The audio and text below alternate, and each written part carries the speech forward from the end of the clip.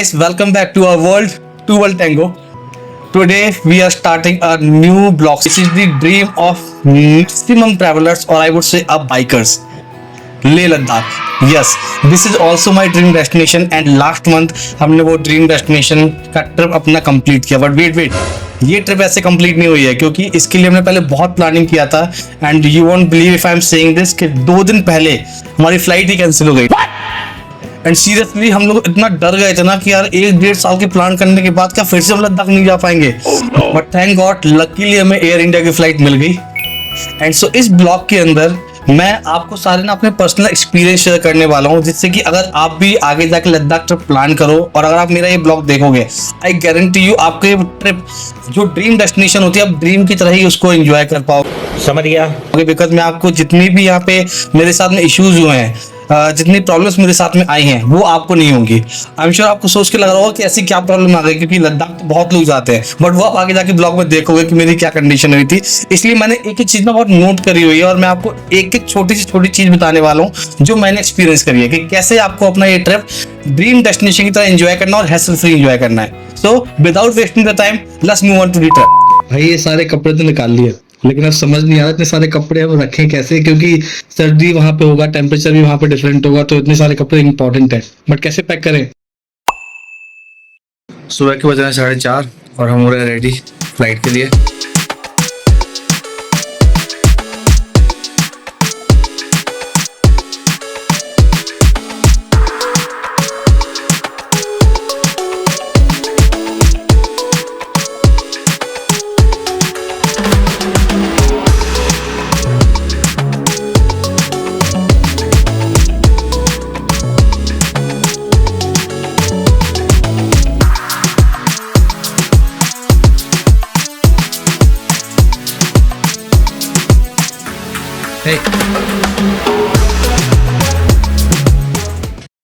So we are all set.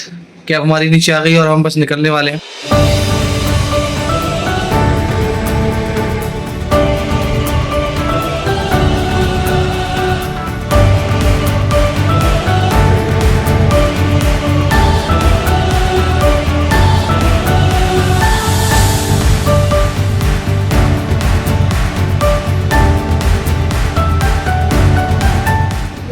तो अभी हम आ गए अपने बैग चेक इन के लिए बैगेज काउंटर पे.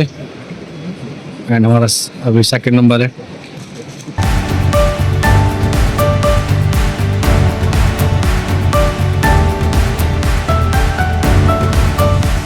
सुबोध पकड़ा गया, पता नहीं उसके बैग में उसने ऐसा क्या लाया था. सुबोध बैग मिलके कैसे खुशी हुई. सो बोर्डिंग पास हमने ले लिया है और हम जा रहे हैं गेट नंबर 27 की तरफ. सो अभी हम अपने गेट पे आ गए हैं 27B एंड प्रोबेबली 20 से 25 मिनट में भी हमारी बोर्डिंग स्टार्ट हो जाएगी.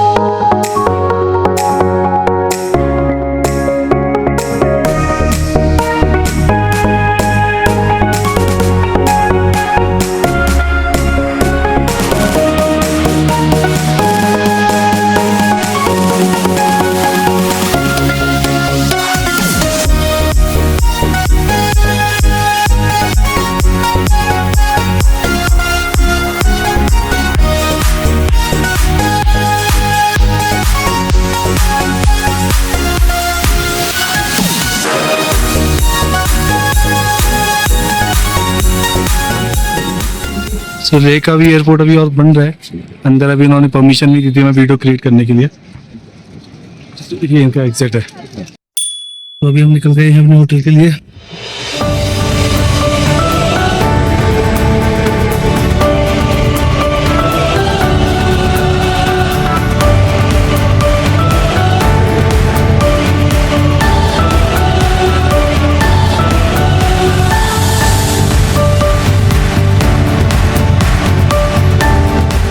This is our hotel.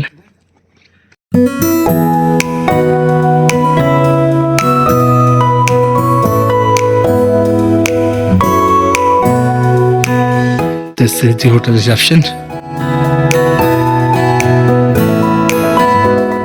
Let me give you a tour of my room. बहुत ही सेक्सी सा लोकेशन उन्होंने चूज किया हुआ है, बहुत प्यारा सा बनाया हुआ है। एंड आपको रूम देख के ना मजा आ जाएगा। प्रॉपर इतनी बढ़िया स्मेल आ रही है रूम में, बहुत क्लीन एंड बहुत नीट है ये room.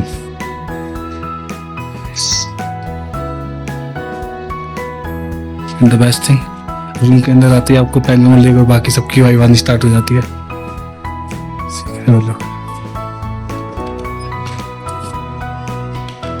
Such a huge washroom. सो आज हमारा दिन है रेस्ट करने का।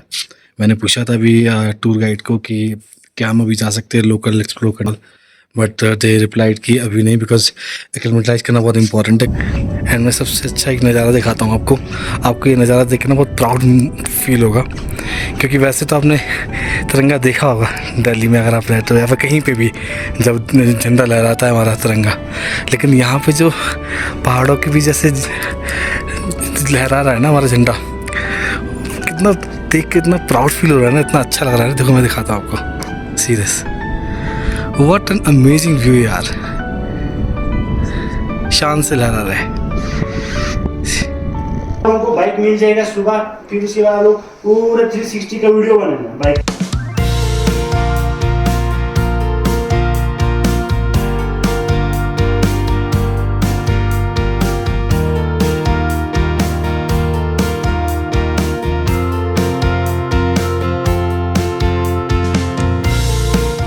सो वी आर ऑल सेट।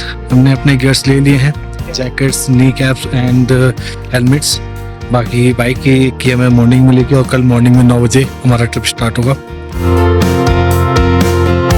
हमारे पूरे ग्रुप ने डिसाइड किया that we are going for the walk. Nearby यहाँ पे कैफ़े है, सो वी डिसाइडेड कि हम कॉफ़ी पीएंगे। सो ऑल आर हियर, सब लोग ग्रुप में है।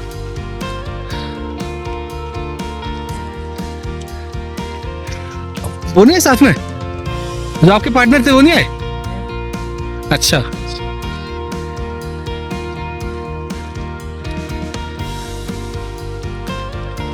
so this walk is just kind of get together, I would say।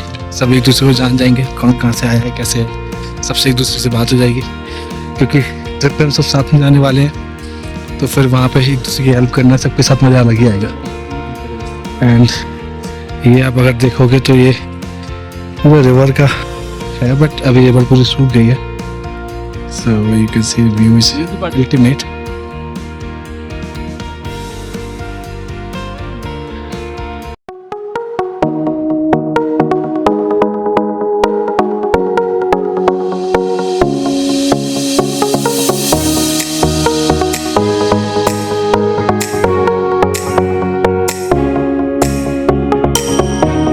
This is your Optimus Prime. Transfer ना कर दे, वो देखो ऑप्टिमस प्राइम है। Optimus Prime का इन्हें चेहरा बिगाड़ दिया है। This is the Jurassic Park, और ये भी पार्क पूरा अंडर कंस्ट्रक्शन है। इसमें Optimus Prime का बना हुआ है और बाकी चीजें भी बन रही है।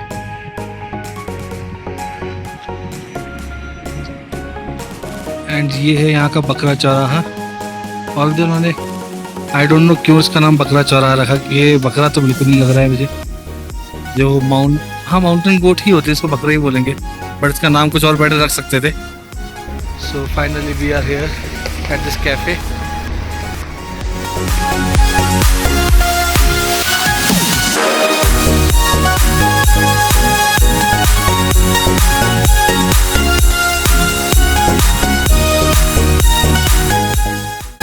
So this is it for today. Almost 11 लोग हैं हमारे ग्रुप में, सभी लोगों से आज जान पहचान बनी, सबको जानने का मौका मिला, काफ़ी मज़ा आया।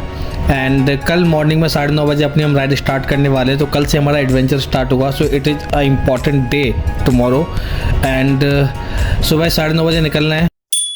हेलो गाइस, आज है हमारा डे 2 एंड आज हमारा जो प्लान है वो है लोकल लेह साइट सीइंग करने का। So it's already 7:30 and we are ready. So आज क्या ब्रेकफास्ट में है हमारा पोहा, मैगी, पराठास, चाय एंड कॉफ़ी।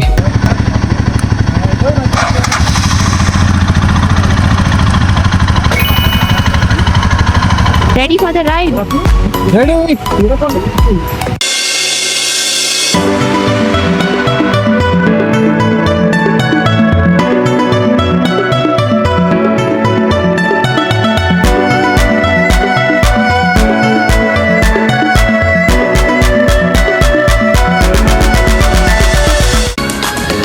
तो हमारी आज की राइड स्टार्ट हो गई है। ब्रेकफास्ट के बाद हमने ऑलमोस्ट 9:30 हमने होटल छोड़ दिया था एंड जैसे आप लोगों को हमने बताया था, दिखाया भी था कि हमें सारे गिफ्ट्स कल मिल गए थे, जिसमें हमें नी कैप्स मिले थे, जैकेट मिली थी और हेलमेट मिला था। हमें ग्लव्स नहीं मिले थे बिकॉज ग्लव्स हमें खुद ही कैरी करना होता है। तो अगर आप कभी भी ले आ रहे हैं तो इट इज़ इम्पॉर्टेंट कि आप 2 पेयर ऑफ ग्लव्स लेके चलें, एक वुलन ग्लव्स और एक बाइक राइड ग्लव। एंड इसके अलावा आप कुछ चीज़ें और भी रखें, वो इम्पॉर्टेंट है, जैसे कि बलाक्लावा जो आपको आपको विंड से बचाएगा inside the helmet. And shoes अगर आप कैरी कर रहे हैं तो मेक श्योर आप या तो ट्रैकिंग शूज़ रखें या फिर वाटर प्रूफ शूज़ रखें। And plus do carry at least 2 pair of socks. And as per marshal guide उन्होंने हमें बताया था कि लेह का वेदर है, सनी डे रहता है, तो हमें बहुत ज़्यादा वुलन क्लोथ्स की रिक्वायरमेंट आज नहीं थी। सो हमने एक प्री विंटर टाइप पहना हुआ है बिकॉज गियर्स के अंदर जो हमें जैकेट मिली है विच इज स्ट्रॉन्ग इनफ, जो आपकी विंड को कंट्रोल करता है और आपको सर्दी से काफ़ी हद तक बचाएगा भी। So now we are moving ahead to the petrol stations because it's important कि आज आपकी जो कंप्लीट डे की राइड होगी तो आप अपना फ्यूल कंप्लीटली फिल कर रहे हैं बाइक में। एंड बिकॉज आज हमारी जो राइड है which is almost around 90 to 95 kilometres round trip होगी। एंड इसमें हम लेह की जो भी इम्पॉर्टेंट लोकेशंस है वो हम कवर करने वाले हैं। सो जो लोकेशंस होंगी वो तो आपको हम आगे बता ही देंगे।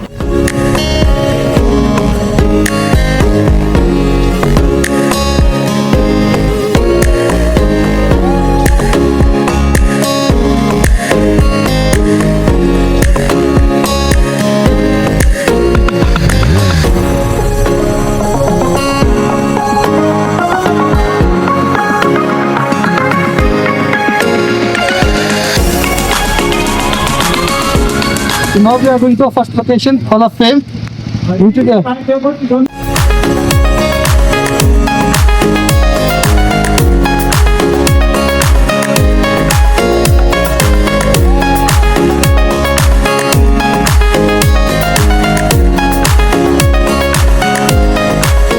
This is going to be my first ever bike ride trip because normally तो मैं बाइक राइड करता हूँ दिल्ली में, बट कम ही करता हूँ। बट हिमालयन राइड करने का मेरा पहला एक्सपीरियंस है।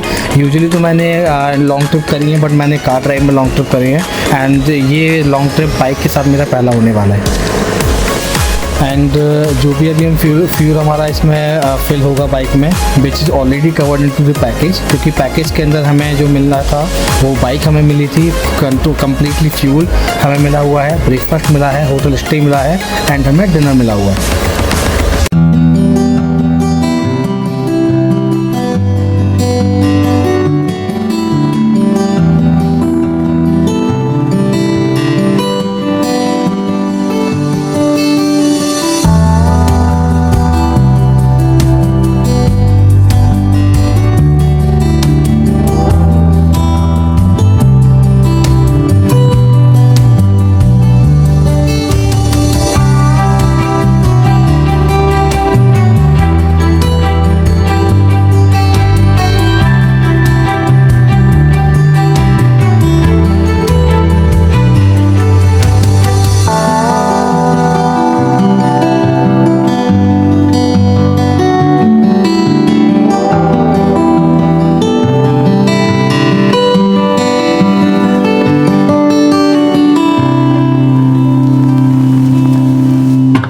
यहाँ के रोड कितने स्मूथ है। लाइक अभी मुझे मैक्सिमम 7-8 किलोमीटर हुए हैं राइड के हुए, बट यहाँ इतना मज़ा आ रहा है बाइक चलाने में।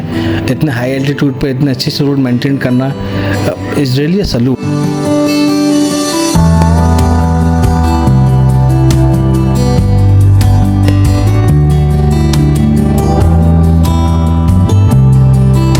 So here we are at Hall of Fame.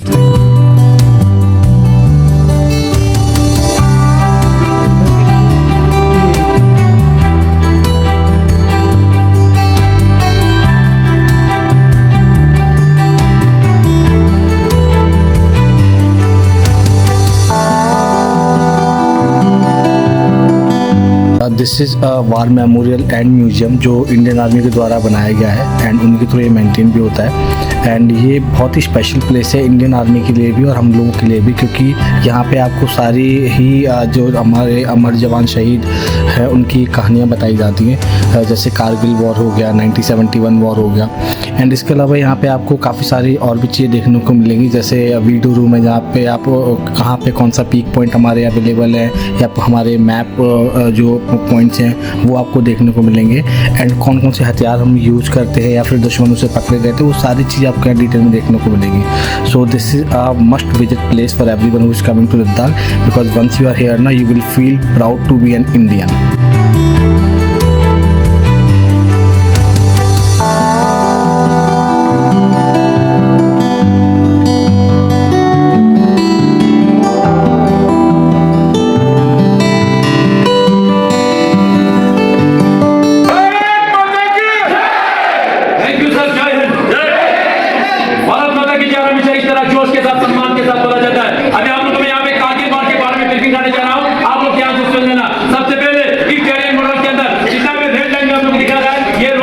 Museum के अंदर ये एक छोटी सी शॉप है एंड यहाँ से जो भी चीज़ें आप खरीदते हैं ये सारा कंट्रीब्यूशन जाता है इंडियन आर्मी को। आप यहाँ से कुछ ना कुछ जरूर परचेज करिए। सो ये सामने आप लोग देख रहे हैं ये वॉर सिमेट्री है एंड यहीं पे आपका लाइट एंड साउंड शो होता है जहाँ पे सारे वॉर्स के बारे में इंफॉर्मेशन मिलती है। साउंड के साथ में 1919 कारगिल, 1972, 1965 हर वॉर के बारे में बहुत डिटेल इंफॉर्मेशन मिलती है। एक डिटेल 42 मिनट का शो होता है।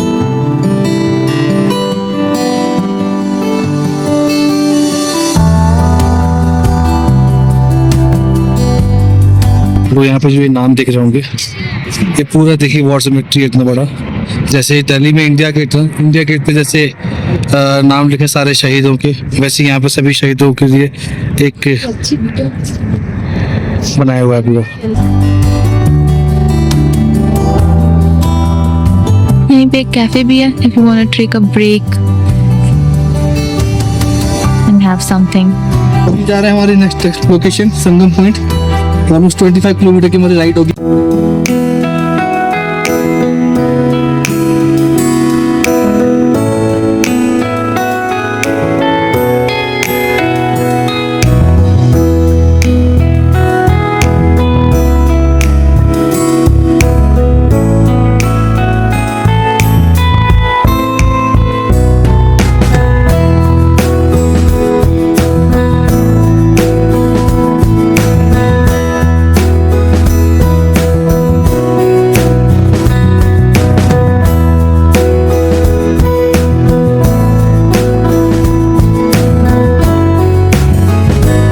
वाओ, अभी तक की राइड का यार ये सबसे अच्छा व्यू है। सो एज यू नो कि अभी हम लोग जा रहे हैं संगम पॉइंट एंड इस रास्ते के बीच में हमें गुरुद्वारा श्री पत्थर साहिब पॉइंट मिलेगा एंड हमें मिलने वाला है मैग्नेटिक हिल। जो भी हम डिसाइडेड कि संगम पॉइंट को कंप्लीट करने के बाद जब हम लौट के आ रहे होंगे तब हम इसको एक्सप्लोर करेंगे। So we are heading directly ahead to Sangam point.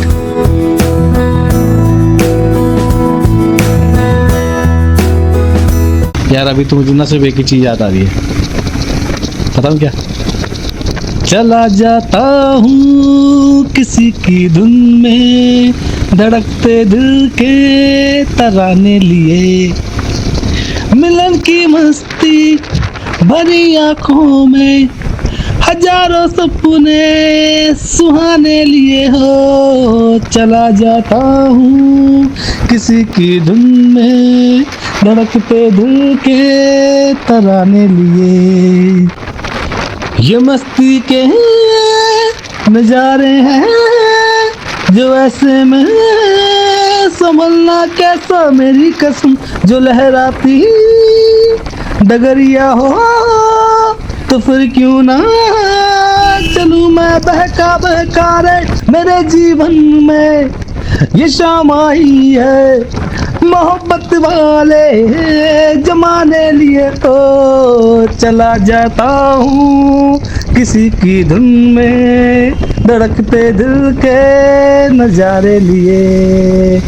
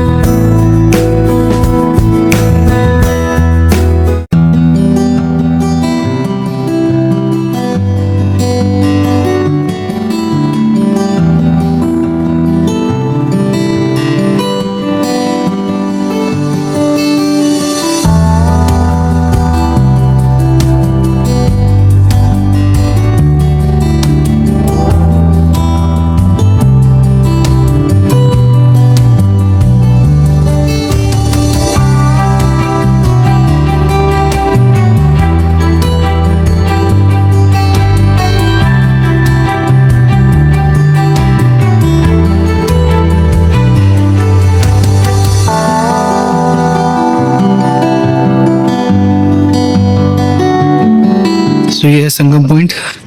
ये आप देख रहे हैं इंडस रिवर, जो blue water kind of green type से, और ये थोड़ा सा जो ready water, this is the Zanskar river. And winter के टाइम पे आप सामने जो देख रहे हो, यहाँ इस एरिया में आपका होता है चादर पॉइंट, चादर ट्रैक, जो कि विंटर के टाइम होता है, यहाँ पे सारे बर्फ हो जाती है। सो जंस्कार रिवर सीधा जब यहाँ से आती है एंड या लेफ्ट हैंड साइड से आपकी इंडस रिवर कनेक्ट होती है, और उसके बाद यहाँ से सीधा आपकी जंस्कार रिवर पाकिस्तान की तरफ निकल जाती है। After Sangam point here we are at Magnetic hill.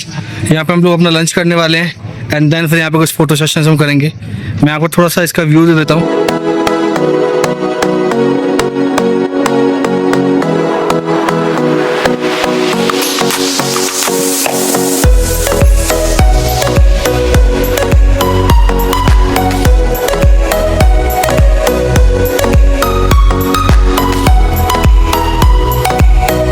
My favourite तुप्पा।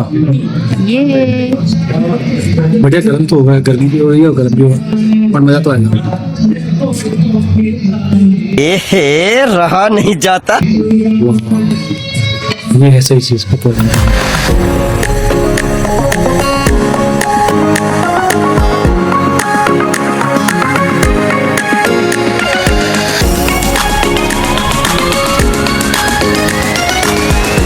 2 hours later. After Magnetic Hill, here we are at the divine location, which is a Gurudwara Sri Patthar Sahib. ये बहुत ही फेमस गुरुद्वारा है पूरे इंडिया में, लेह में तो है ही। अंदर इसके वीडियो बनाना अलाउ नहीं होगा, इसलिए मैं आपको यहाँ से दिखा रहा हूँ। एंड जब मैं इसके टॉप पे जाऊँगा तो वहाँ पे आई थिंक जब व्यू लेंगे तो व्यू के लिए हम वीडियो बना पाएंगे, तो वहाँ से मैं आपको व्यू दिखाऊंगा।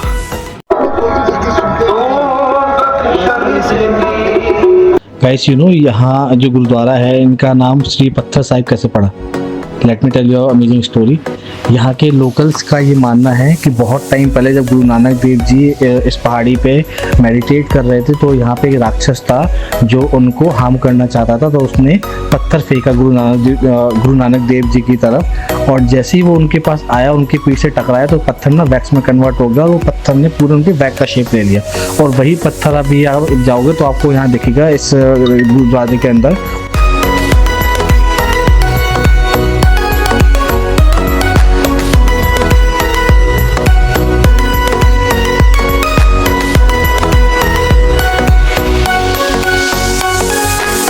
श्री गुरुद्वारा पत्थर साहिब के बाद अब हम निकल गए हैं हमारे आज के लास्ट स्टॉप की तरफ, जो है शांति स्तूपा।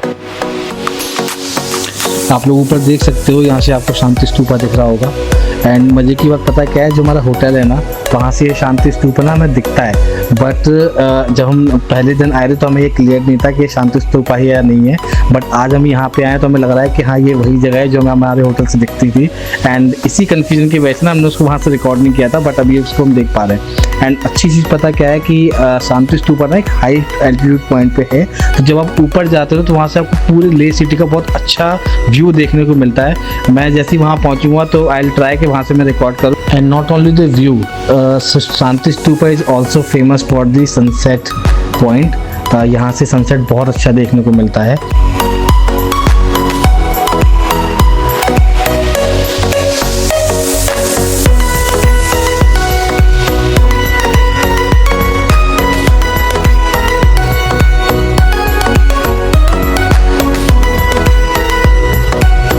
अब हम आ गए हैं शांति स्तूपा।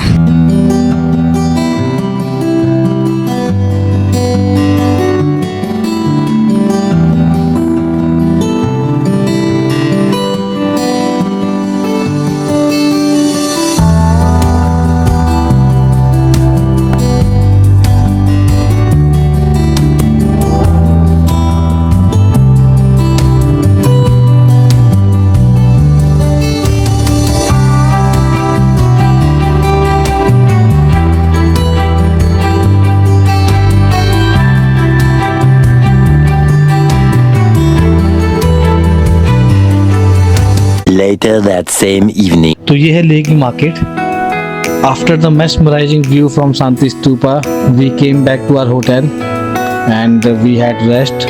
हमने टी ब्रेक लिया and it's important to have a tea break because पूरे दिन 90 किलोमीटर हमने राइड किया एंड लेह में इतने हाई एल्टीट्यूड पे इतना राइड करना सिंगल डे में इज़ अ डिफ़िकल्ट टास्क, जिसने पहले कभी राइड नहीं किया उसके लिए। सो थोड़ी थकान तो हो गई है, बट अभी हम लोग तैयार होके निकल आए हैं लेह मार्केट की तरफ, क्योंकि कल हमारा टूर है नुब्रा वैली के लिए एंड वो हमारे एक लंबी राइड होने वाली है। सो वी थॉट कि आज हम पूरा लेह मार्केट एक्सप्लोर कर लेते हैं। लेह में आके अगर आपने मोमोज नहीं खाए तो फिर क्या ही किया। तो इसलिए लेह मार्केट पहुंचते ही सबसे पहले हम लोगों ने मोमोज खाए, उसके बाद फिर हम निकल गए शॉपिंग के लिए।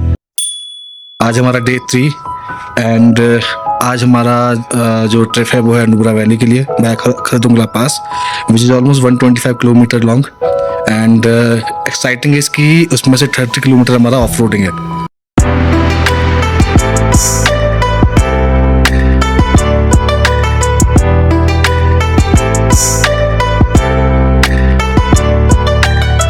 सो we just cross the Nubra valley toll and कल की तरह हम आज भी ऑलमोस्ट 9:30 पर निकल गए थे। ऑल्दो कल का हमारा काफ़ी हेक्टिक राइड था बिकॉज ऑलमोस्ट 90 किलोमीटर का हमारा राइड था, तो हम लोग काफ़ी थके भी हुए थे। बट आज जिस लोकेशन पे हम जा रहे हैं ना, वो लद्दाख में आने वाले ज़्यादातर ट्रैवलर की सबसे फेवरेट लोकेशन होती है। एंड उसी फेवरेट लोकेशन की एक्साइटमेंट में मैं बोलूँगा कि मुझे तो एटलीस्ट थकान हुई ही नहीं, और मेरी आँख अपने आप ही आज 7 बजे खुल गई थी। सो हम बिल्कुल ऑन टाइम तैयार हो गए थे और ऑन टाइम निकल भी हम गए हैं। सो अभी हम जिस लोकेशन पर जा रहे हैं वो सारे बाइकर्स की सबसे फेवरेट लोकेशन है अगर वो लेह लद्दाख में आते हैं, वो है खरदुंगला पास। और ये फेवरेट लोकेशन इसलिए है because Khardung La pass is the second highest motorable road in the world.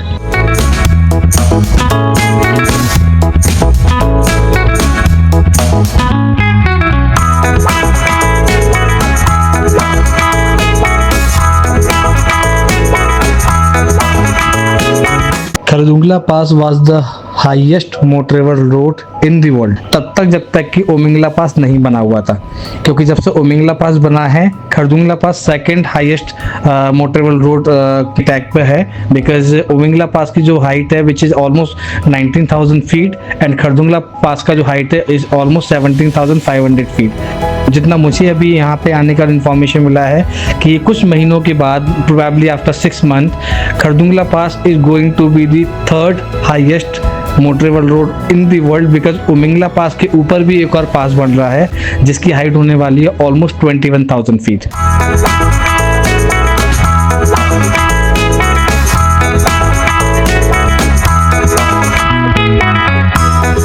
ये अभी आपको जो रोड दिख रहा है इसको देख के आप कंफ्यूज मत होइएगा, क्योंकि ये ऑफ रोडिंग में ही है। ये सिर्फ अंडर कंस्ट्रक्शन वाला रोड है। ऑफ रोडिंग हमारी एक्चुअल जो ऑफ रोडिंग है वो हमारी आगे आएगी।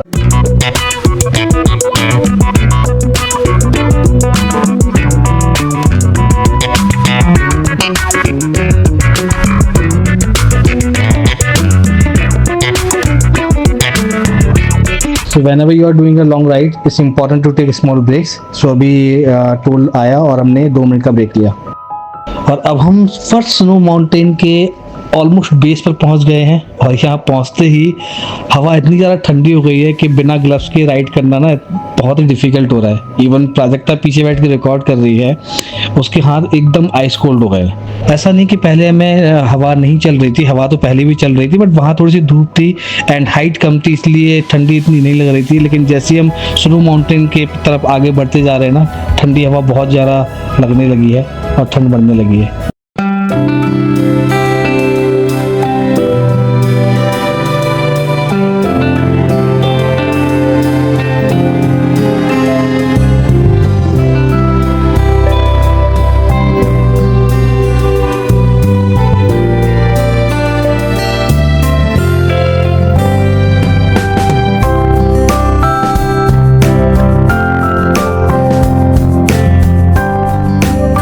Riding a bike between the snow mountains is a different feeling.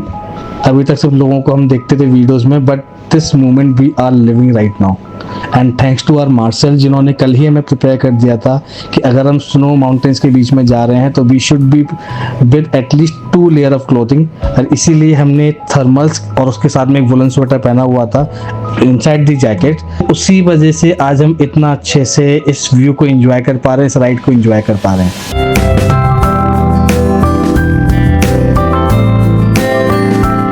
So finally we are at Khardungla Pass.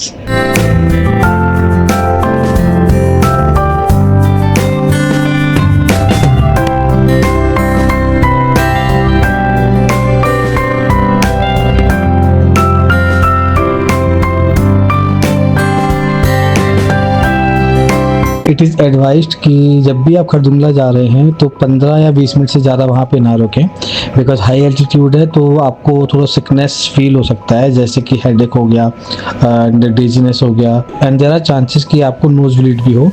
So make sure कि वहाँ पे एक सफिशिएंट टाइम के लिए रुकें। सो इसलिए हम भी सिर्फ 15 मिनट ही रुके थे। एक तो वहाँ पे क्राउड भी बहुत ज़्यादा था, तो जो मेन पॉइंट है वहाँ पे हम बहुत ही कम पिक्चर्स निकलवा पाए। हम थोड़ा सा नीचे गए जहाँ पे हमने बर्फ़ के अंदर थोड़ा सा खेला, थोड़ा सा मस्ती करी एंड देन हम निकल गए हमारे नेक्स्ट स्टॉप की तरफ।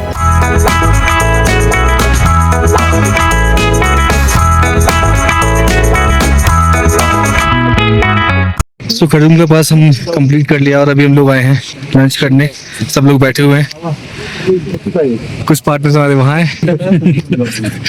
भाई थक तो बहुत गया यार। एंड द गुड थिंग है यहाँ पे जो लोकेशन है ना, ये बहुत प्यारी लोकेशन है। ऐसे तो यहाँ से छोटी सी रिवर आ रही है, इसका पानी बहुत ज़्यादा ठंडा है। बिकॉज ये नॉर्मल रिवर नहीं है, ये ग्लेशियर वाली रिवर है जहाँ से पूरा पानी आता है ग्लेशियर से पिघल के।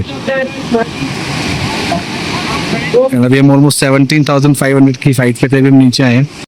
सो गाइस, कभी भी आप लोग अगर आ रहे हो खरदुंगला पास, मेक श्योर कि राइडिंग गियर्स जितने भी हैं आप सब लेके आइए एंड हाइड्रेटेड बहुत ज़्यादा रहिए, क्योंकि लिटरली ऑक्सीजन की वहाँ पे बहुत प्रॉब्लम होती है।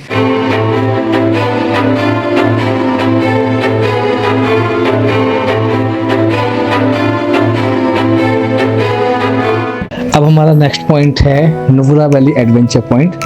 अच्छे से खा पी लिया है, पेट पूरा फुल हो गया है, बट जैसे वहाँ हम पहुँचे थे सबसे पहले मैंने कावा लिया, क्योंकि ठंड में थोड़ी सी हालत ख़राब हो गई थी। सो इट वाज इम्पॉर्टेंट कि थोड़ी सी गर्मी मिले एंड मैंने पहली बार कावा पिया था and it was really amazing. आप लोग जब जाएंगे और उस जगह पे आप कावा पियेंगे तब जाके आपको मेरी एक्चुअल फीलिंग समझ आएगी।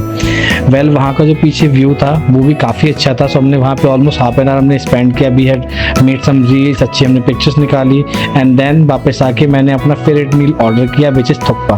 क्योंकि जब भी मैं माउंटेन्स जाता हूँ तो मैं हमेशा प्रेफर करता हूँ थुक्पा के लिए, because that's a perfect meal.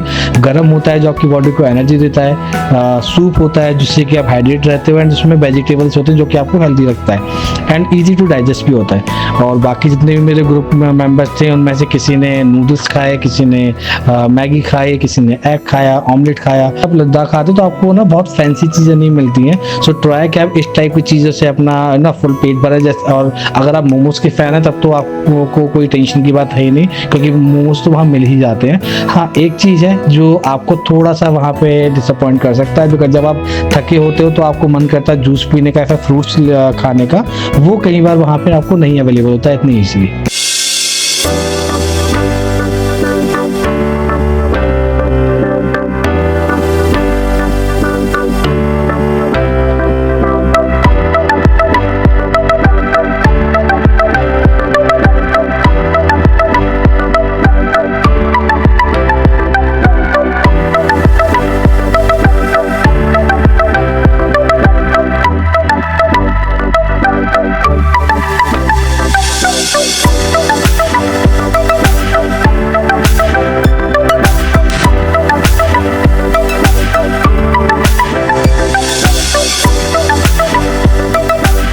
Wow, कितना अच्छा व्यू है यार। ये सुंदर से पहाड़, नीचे पतली सी नदी बहती हुई, ग्रीनरी एंड छोटा सा गांव। इसी व्यू को देखने के लिए ना अभी हम थोड़ा देर के लिए हमने स्टॉप लिया है। एंड ये व्यू ना आप कभी भी देख लो, कितनी बार भी देख लो ना, मतलब मन ही नहीं भरता।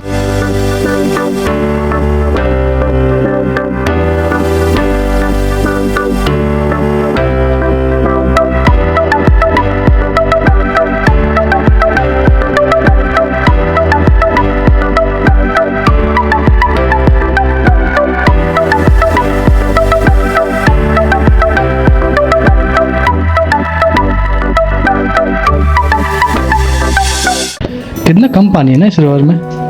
कल मार्शल हमें बता भी रहे थे कि पूरे लद्दाख में ना सिर्फ 12 दिन बारिश होती है। सो इस रिवर में जो पानी है वो पूरा ग्लेशियर वाटर है।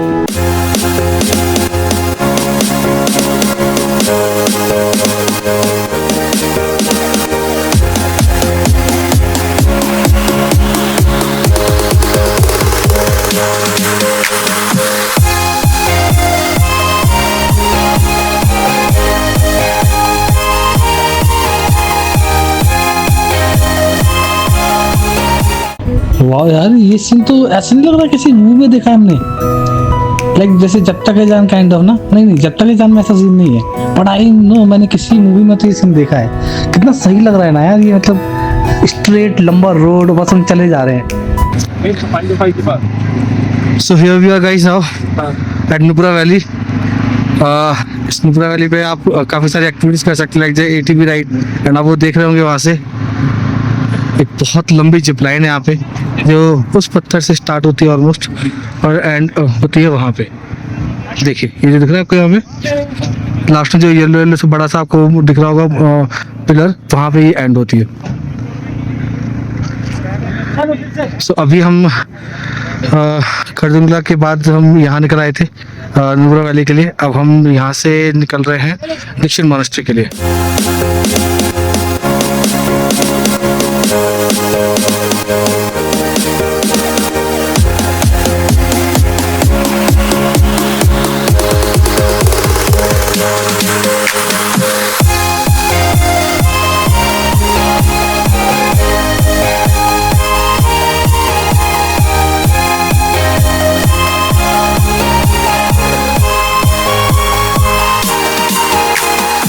सो अभी हम निकल गए हैं दीक्षित मॉनेस्ट्री के लिए।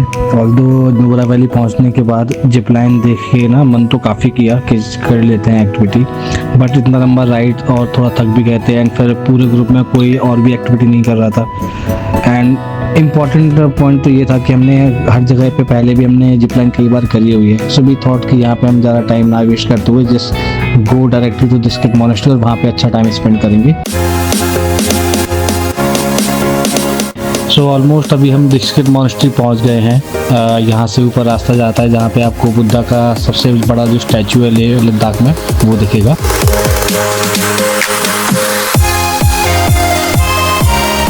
कितना प्यारा व्यू लग रहा है ना यहाँ से ऊपर से जब देख रहे हैं।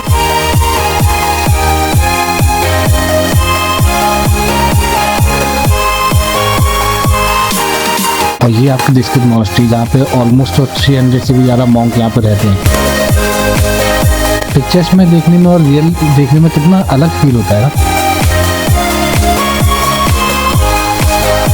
तो यहाँ पे अभी हमने पार्किंग टिकट लिया हुआ था। अभी हम जा रहे हैं ऊपर जहाँ पे हमारी बाइक पार्किंग एंड ऑल है।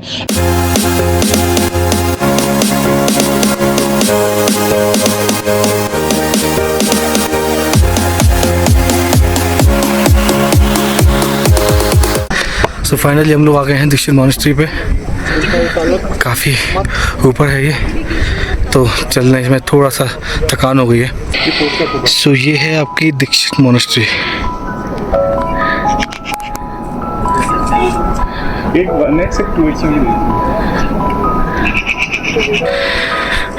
यहाँ से व्यू बहुत प्यारा है। इफ यू कैन सी, इतने प्यारे सुंदर से माउंटेन्स, बीच में छोटा छोटा greenery. It's looking too good.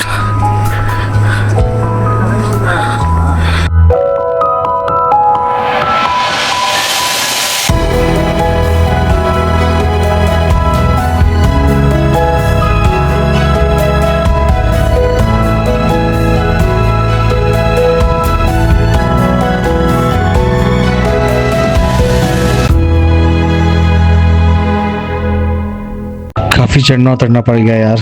मेरे को एक चीज़ समझ नहीं आती, जितनी भी स्पिरिचुअल लोकेशंस होती है वो इतना ऊपर क्यों बनाते हैं। एक तो इतना थक हार के आए हैं, ऊपर से पहाड़ चढ़ो। लिटरली हमने पहाड़ ही चढ़ा है अभी। नो डाउट थक तो गए थे, बट वहाँ से जो व्यू था ना, वो आपकी थकान तो उतार देता है। लद्दाख है ही सारा व्यू का गेम।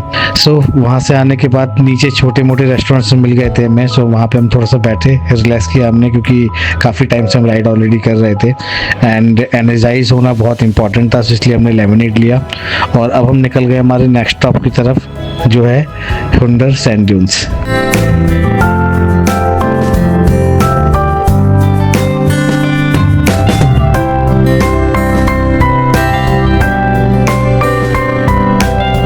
सो राइट साइड में आप लोग देख रहे होंगे ऑलरेडी सैंड ड्यून्स दिखने स्टार्ट हो गए हैं। सो यहाँ के जो सैंड ड्यून्स है ये कम्प्लीटली डिफरेंट हैं जैसलमेर राजस्थान के ड्यून्स के, क्योंकि ऑब्वियसली वो हॉट डेजर्ट और ये कोल्ड डेजर्ट है, बट इसका जो नज़ारा है ना वो बहुत प्यारा है।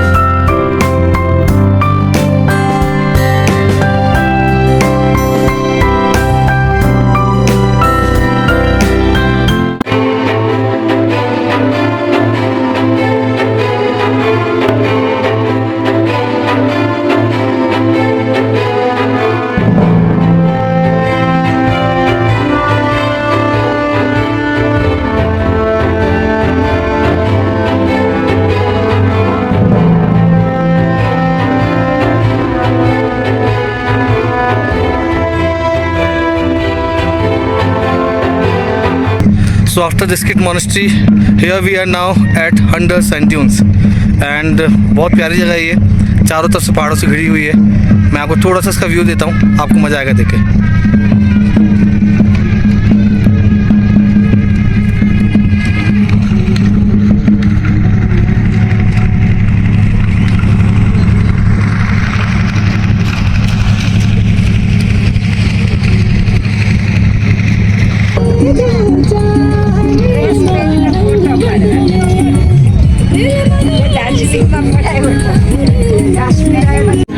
सो हंडर सैंड ड्यून्स जो मेनली फेमस है 2 हम वाले कैमल्स के लिए, उनके आप राइड कर सकते हो, बट उसके अलावा यहाँ पे और भी बहुत सारी एक्टिविटीज़ आपको मिलेंगी, लाइक आर्चरीज एंड उसके अलावा आपका हो गया ATV ride and cultural show भी यहाँ पे होता है। आपको लद्दाखी यूनिफॉर्म में अगर आपको पिक्चर्स वगैरह निकलवानी है वो भी ले सकते हो। बाकी एक्टिविटी तो हमें कहीं भी मिल जाती हैं, बट डबल हम कैमल इंडिया में सिर्फ यही मिलते हैं। So we took that ride.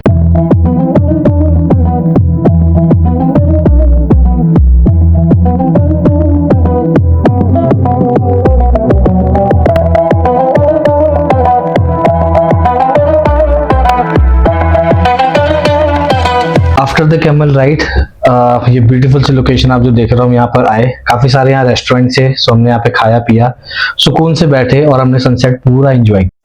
सो आज है हमारा न्यू डे और अभी हम रुके हुए हैं हंदर के अंदर कैंप्स में। मैं इसका भी आपको व्यू देता हूँ। लेकिन आज हमारा जो ट्रैवल है वो ऑलमोस्ट 170 किलोमीटर का and we are going to Pangong. So हमारे 2 स्टॉपेज होंगे, फर्स्ट 90 किलोमीटर, उसके बाद हम लंच करेंगे एंड देन अगेन 80 किलोमीटर। सो आज राइड काफ़ी थोड़ा सा ज़्यादा है एंड हमारा प्लान है पैंगोंग पहुँचने का अराउंड 4 to 5 o'clock, बिकॉज अगर उससे बाद हम पहुँचे तो हमारा पैंगोंग पहुँचना वेस्ट हो जाएगा बिकॉज वहाँ पर फिर हमें व्यू नहीं मिलेगा। This is our camp.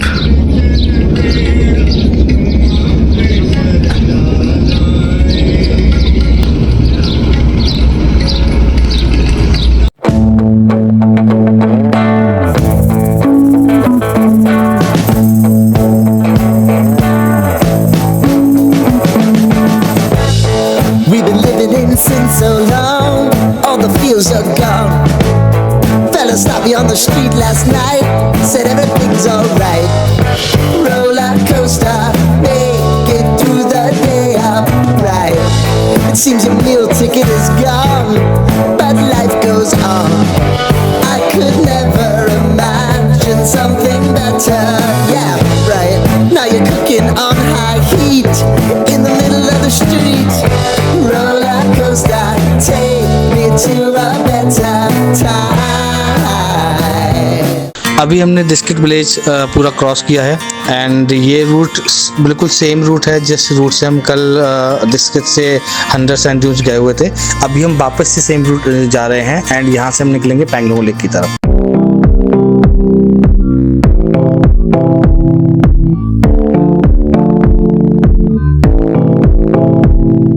लो फिर से आ गए हम उसी स्ट्रेट रोड पे। कितना अच्छा है यहाँ से जाते हुए भी व्यू, मतलब आने के साथ तो अच्छा था ही, जाते हुए भी कितना प्यारा व्यू है।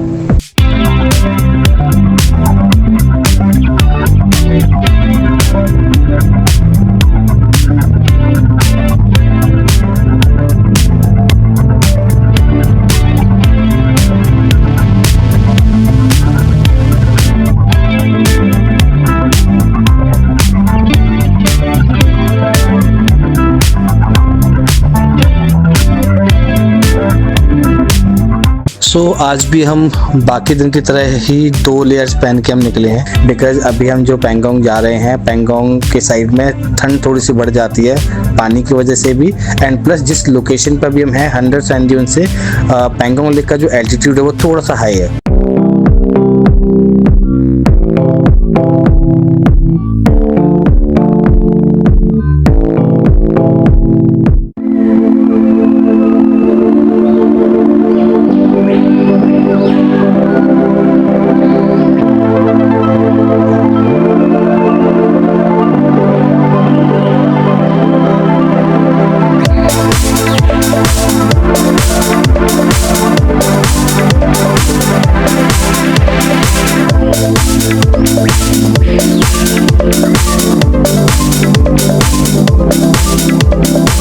भाई ये था असली ऑफ रोडिंग।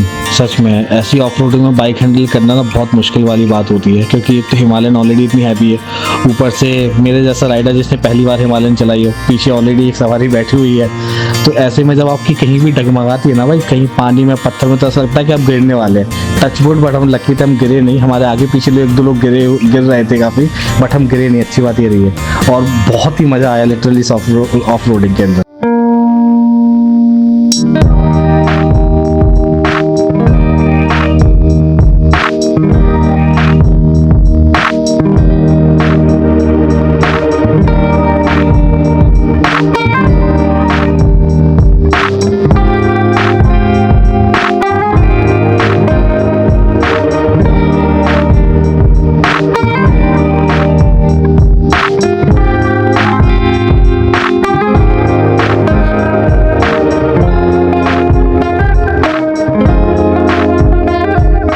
यार कितने बड़े पहाड़ हैं यहाँ पे यार।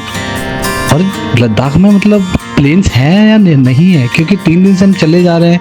एक पहाड़ खत्म होता है दूसरा आ जाता है, दूसरा खत्म होता है तीसरा आ जाता है। पक्के रोड आते हैं तो भी पहाड़ पे हैं, कच्चे रोड आते हैं तो भी पहाड़ पे हैं। ऐसा लगा हम पहाड़ से पहाड़ चले जा रहे हैं, पहाड़ से पहाड़ चले जा रहे हैं। खैर आप लोग एक चीज़ ज़रूर सोच रहे होगे कि 3 दिन से हम चल रहे हैं बाइक पे और हमारे लगेज कहाँ गए। सो हमारा जो 9 लोगों का ग्रुप है उसके पीछे हमारी एक बैकअप बैंड भी है जिसमें ड्राइवर रहता है, मैकेनिक रहता है और उसके अंदर काफ़ी इंपॉर्टेंट आइटम्स भी रहते हैं, जैसे कि ऑक्सीजन सिलेंडर हो गया, मैकेनिकल टूल्स हो गए, जिसकी ज़रूरत हमें तुरंत ही पड़ गई क्योंकि हमारे ग्रुप में एक बाइकर की बाइक का क्लच बार ख़राब हो गया था। एंड अच्छी बात ये होती है बैकअप वैन की कि वो सबसे लास्ट में चलते हैं, तो कभी भी किसी भी बाइक में अगर प्रॉब्लम आ जाती है और वहाँ पे वो रुक जाता है तो बैकअप वैन पीछे से आके उनके प्रॉब्लम को सॉल्व करती है और हमेशा लास्ट में ही चलती है। And this is the reason कि हम इतने मज़े से और सिर्फ एक एक बाइक लेके हम अपना बाइक राइड कर पा रहे हैं, क्योंकि ऑब्वियसली इतना लगेज लेके तो हम बाइक राइड कर ही नहीं सकते हैं। सो हमने अपने बैग में सिर्फ इंपॉर्टेंट चीज़ें रखी हैं जो मैंने आपको पहले भी बताया था, जैसे कि वाटर बॉटल, स्नैक्स एंड छोटी मोटी चीज़ें।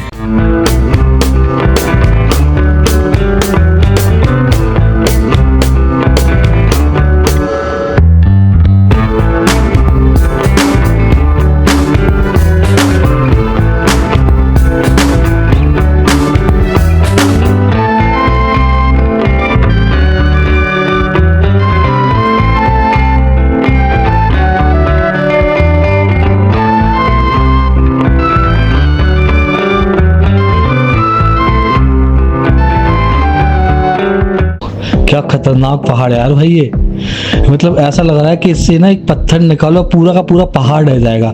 आई एम श्योर यार आप लोगों को वो कैडबरी जेम्स का ऐड याद होगा जहाँ पे वो स्कल्पचर बना होता है बहुत अच्छा सा, और वो उसमें से एक गोली निकालता है पूरा स्कल्पचर गिर जाता है। डिट्टो बिल्कुल वैसा ही है ये, इतना डेंजर लग रहा है ना, ऐसा लग रहा है कि कितनी जल्दी इस पहाड़ से हम निकले। और ये इतना लंबा है ना, कम से कम भी 300 से 400 मीटर में ये फैला हुआ है, ऊंचाई भी इसकी बहुत अच्छी खासी है।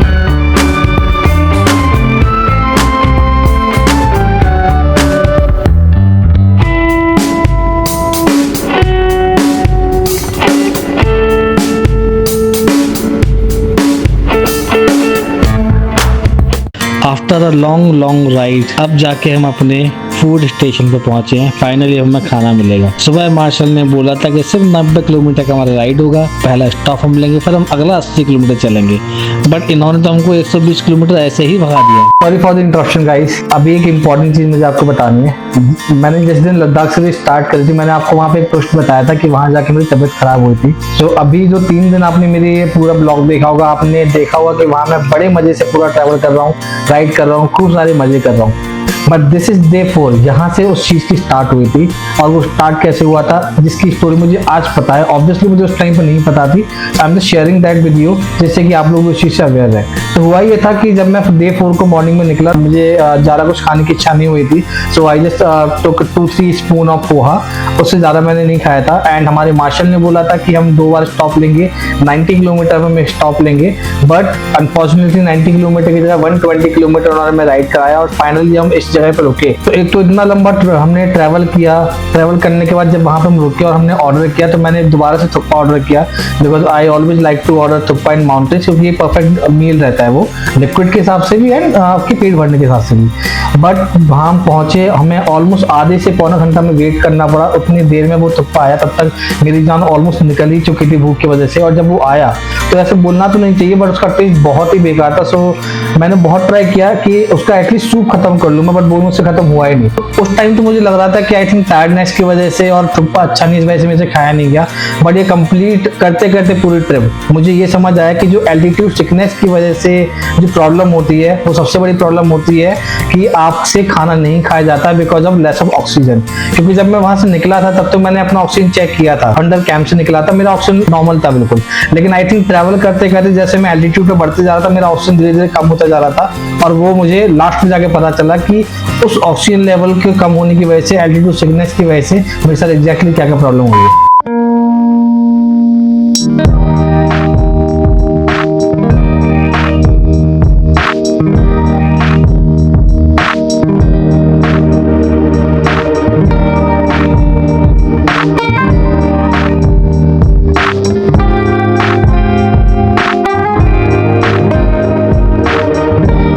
तो जैसे मैं बता रहा था कि this is the most scenic route, so here we are right now. सुंदर से पहाड़, बगल में चलती हुई नदी और शांत सा रोड। ऐसा लगता है बस चलते रहो, यहाँ रुको ही मत। मतलब मैं यहाँ कितना भी ड्राइव कर सकता हूँ।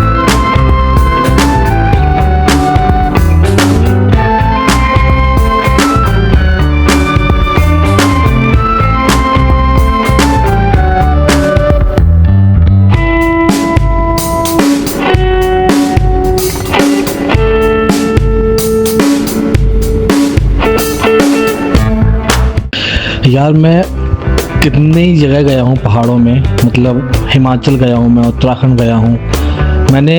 ऑलमोस्ट मतलब ऐसा लग रहा था कि मैंने हर तरह के पहाड़ देखे हैं, मतलब छोटे से लेके ऊंचे तक। क्योंकि जब हम नैनीताल या उत्तराखंड साइड जब भी जाते हैं तो थोड़े से ऊंचे ऊंचे पहाड़ दिखते हैं। हिमालय साइड जाते हैं तो हिमालयन जो रेंजेस दिखते हैं वो ज़्यादातर मैं कच्चे पत्थर के लेके और बर्फ़बारी वहाँ पे दिखती है। बट लद्दाख यार एक ऐसी रेंज मुझे मिली है, और शायद मैं इसलिए यहाँ आना भी चाहता था, जहाँ पे ना हर वैरायटी के मतलब यहाँ पहाड़ मिल रहे हैं। मतलब मैं यहाँ पे देख रहा हूँ कि कुछ पहाड़ है जो बिल्कुल ही पत्थर के सारे पहाड़ है, कुछ पहाड़ है जो बिल्कुल रेत से पूरे बने हुए हैं।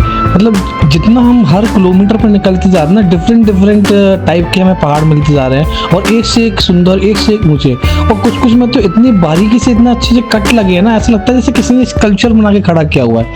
मतलब ऐसे लग रहा है कि यार ये पहाड़ कहाँ से यहाँ पर आ गए हैं अचानक से। और इतने सुंदर पहाड़ हैं और इतनी ज़्यादा वैरायटी है यहाँ पे कि आप देखते देखते थक जाओगे, लेकिन ये सुंदरता और ये ब्यूटीफुल जितना व्यू है वो कभी ख़त्म ही नहीं होता, बस चलता जाता है। हम जैसे ही लगता है ना कि चलो अभी ये निकला, अब नॉर्मल कुछ आएगा, तभी सामने कुछ बहुत अच्छा सा इतना सुंदर सा कुछ कट दिख जाता है या कुछ शेप दिख जाता है हमें। और आई कैन टेल यू मतलब क्या कितना अच्छा फील यहाँ पे अभी हो रहा है आते हुए।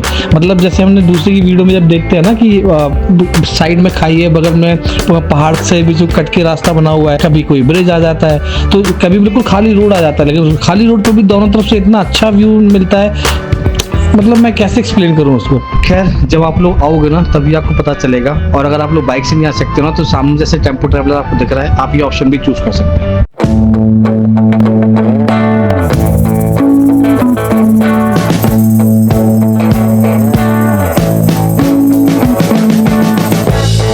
We've been living in sin so long, all the feels are gone. Fella stopped me on the street last night, said everything's alright. Roller coaster, make it through the day upright. It seems your meal ticket is gone, but life goes on. I could never imagine something better. Yeah, right.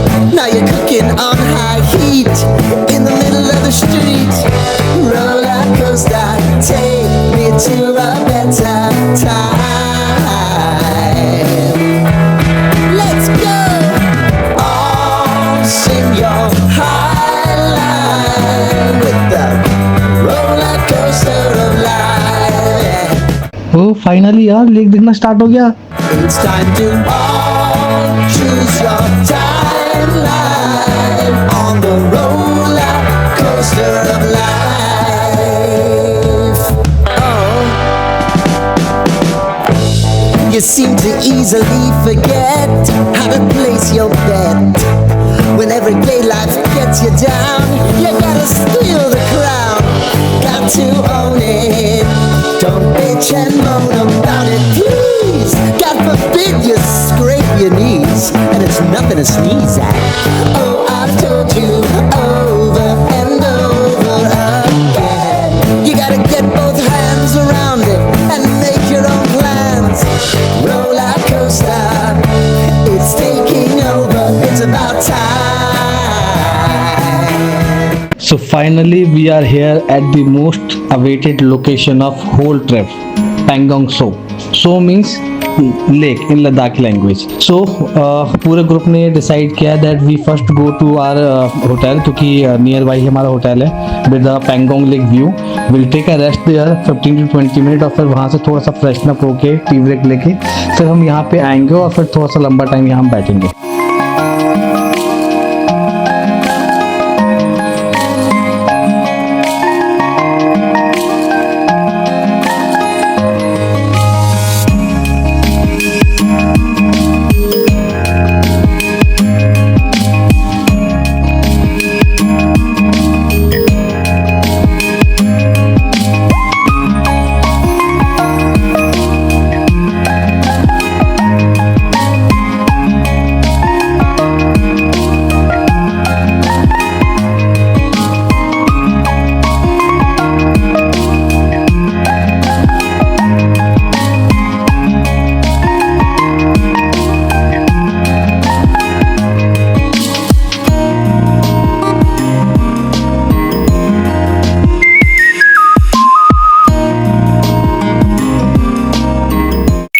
Hey, I'm back again. So I'll tell you, almost 4:30 हम लोग Pangong lake पहुंच गए थे. So हमने वहाँ पे थोड़ा बहुत फ्रेशन अप किया, टी ब्रेक लिया एंड देन हम गए पैंगोंग लेक मेन लोकेशन पे जहाँ हमने फोटोग्राफी करी, वीडियोग्राफी करी. ऑल्दो वहाँ भी मैं काफ़ी ज़्यादा टायर्ड था, मैं बहुत ज़्यादा मुझे थोड़ा सा सिकनेस फील हो रहा था. सो मैं वहाँ पे जाकर भी थोड़ी देर के लिए लेट गया था और अराउंड 6:37 o'clock के पास हम वहाँ से वापस आए, क्योंकि वहाँ ठंड बहुत ज़्यादा थी. सो उससे ज़्यादा मुझे वहाँ पे रेस्ट नहीं कर पाया. जैसे ही मैं वापस आया सबसे पहले मैंने वहाँ पे अपना ऑक्सीजन चेक किया एंड यू वोंट बिलीव मेरा ऑक्सीजन लेवल था 78. वाई 78 में इतना शॉकिंगली बोल रहा हूँ बिकॉज नॉर्मल जो वहाँ पे ऑक्सीजन होना चाहिए which is more than 85 and ये चीज मुझे तब तक नहीं पता थी जब तक कि हम डॉक्टर के पास नहीं गए थे. So when I see my oxygen is 70, मैंने मार्शल को बुलाया, मैंने उनको बोला कि I need to see doctor because I am not feeling comfortable. फिर हम वहाँ पे जाके डॉक्टर को हमने देखा. ऑल्दो 7 बजे के आसपास बहुत रात हो जाती है बिकॉज बहुत छोटा सा गाँव, वहाँ पे बहुत लोग अवेलेबल नहीं होते. देन वी फाउंड के डॉक्टर वहाँ पे अवेलेबल नहीं थे. सो जो वहाँ पे नर्स थी उनके घर हम गए, उनको हमने ढूंढा, फिर हमने हॉस्पिटल ओपन कराया एंड देन जब उन्होंने ये पूरा चेक किया उन्होंने बोला कि आपका ऑक्सीजन लेवल कम है, इसकी वजह से आपसे खाना नहीं खाएगा और इसी वजह से आपको ये सब चीजें हो रही है. Then I got to figure out कि ये टायर्डनेस नहीं थी बल्कि ये एल्टीट्यूड सिकनेस थी. सो मेक श्योर जब भी आप लोग कभी यहाँ पे आ रहे हो तो अपना oxygen level time to time check करते रहो. कभी भी अगर आपके साथ ऐसा हो रहा है कि खाना खाने का मन नहीं कर रहा या आपको लग रहा है कि टायर्डनेस नॉर्मल से कुछ ज्यादा हो रही है, देन आपके साथ भी एल्टीट्यूड सिकनेस का प्रॉब्लम है, उसके लिए तुरंत प्रिकॉशन आप लें.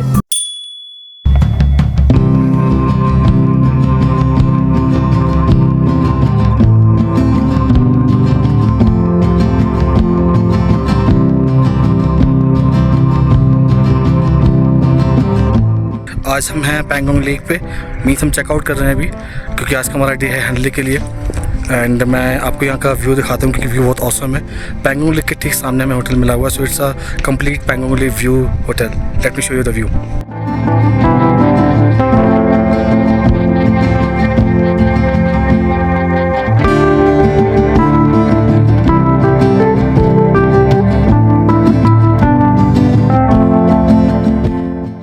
जैसे कि लास्ट व्लॉग में मैंने बताया था कि मेरी तबीयत थोड़ी ख़राब हो गई थी. So although I took the necessary medication but still I am feeling little weak. So we decided not to ride today and that's how we are going with the backup cab now.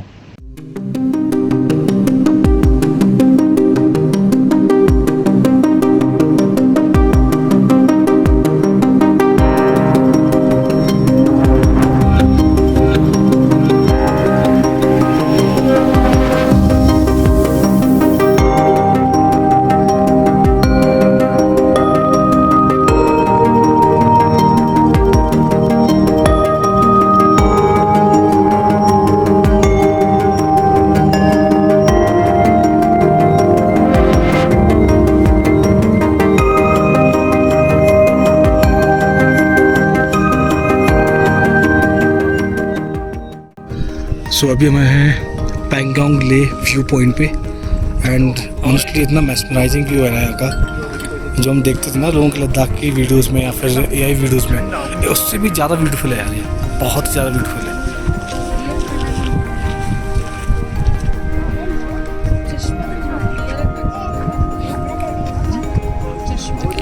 Bharat माता की, भारत माता की।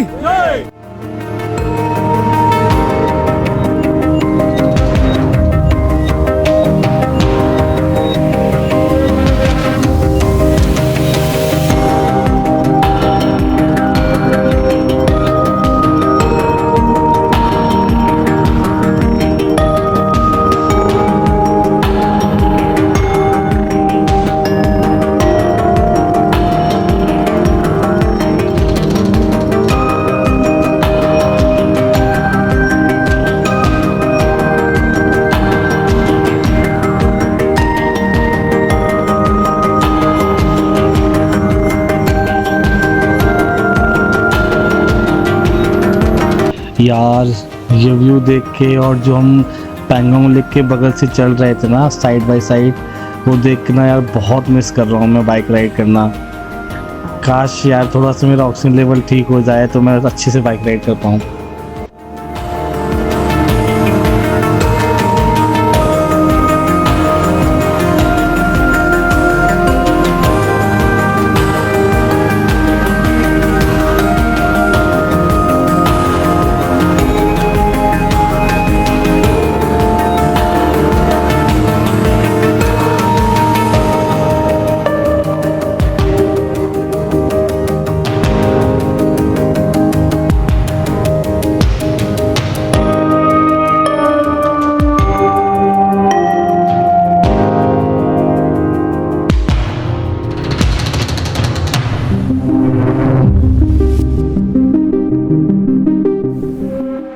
यार cab में जाने से ना एक चीज़ तो क्लियर हो गई है, लद्दाख अगर आ रहे हो ना कभी भी आओ तो बाइक ट्रिप पे ही आओ, चाहे किसी भी कंडीशन में आना पड़े, क्योंकि जो मज़ा बाइक व्यू का है ना यार वो किसी और का नहीं है। आप चाहे ट्रैवलर में आ जाओ, प्राइवेट कार लेके आ जाओ, वो मज़ा आता ही नहीं है जो मज़ा बाइक में आता है।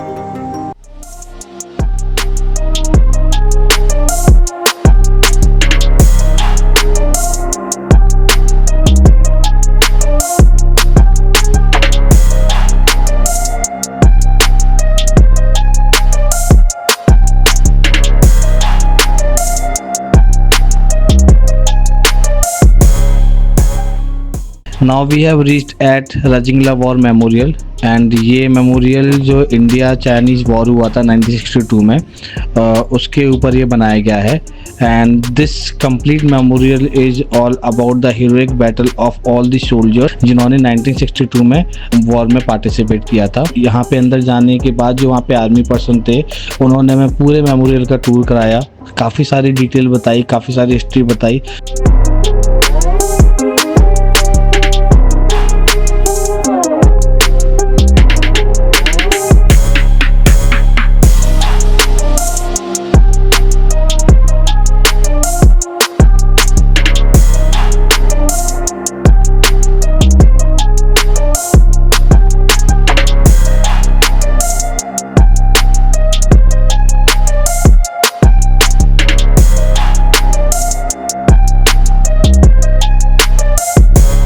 अब हम निकल गए हैं फाइनली हल्ले के लिए। अब हमारा सिर्फ एक स्टॉप होगा, वो होगा लंच के लिए, और कहीं नहीं रुकने वाले हम। ओ भाई क्या खतरनाक धूल उड़ रही है यार, और ऊपर से अभी गाड़ी साइड में गई है तो और ज़्यादा धूल हो गई है यार। ये सीन देख के ना मेरे को MI4 याद आ गई लिटरली।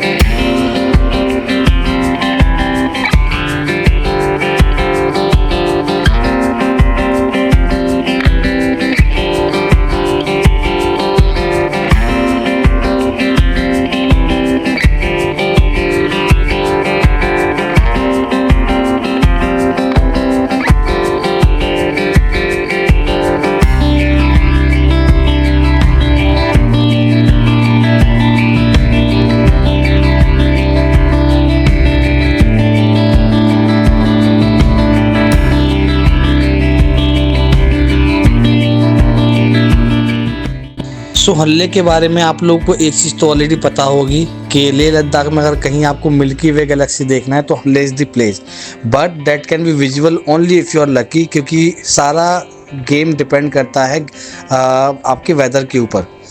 अगर आप वेदर अच्छा हुआ तो डेफिनेटली हमें भी देखने को मिलेगा, लेकिन मिल्की वे गैलेक्सी के अलावा यहाँ इस लोकेशन का एक और बहुत ही इम्पॉर्टेंट फैक्ट है, विच इज़ लेह लद्दाख के जो किंग थे मिस्टर सिंगे नामग्याल, जब वो वॉर पे थे तो यही वो लोकेशन है जहाँ पे उनकी डेथ हुई थी, जहाँ उन्होंने अपनी लास्ट सांसें ली थी, और इसलिए भी ये जगह काफ़ी ज़्यादा लोग मानते हैं लेह लद्दाख रीजन के अंदर।